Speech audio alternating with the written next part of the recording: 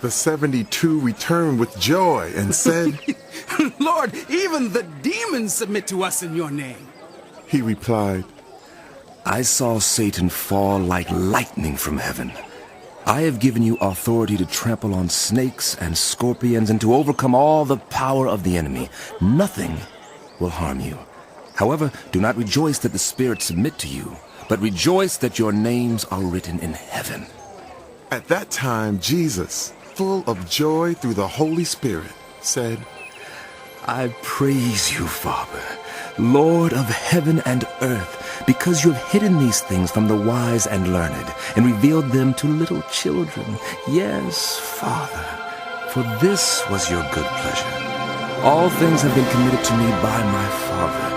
No one knows who the Son is except the Father, and no one knows who the Father is except the Son, and those to whom the Son chooses to reveal him. Then he turned to his disciples and said privately, Blessed are the eyes that see what you see.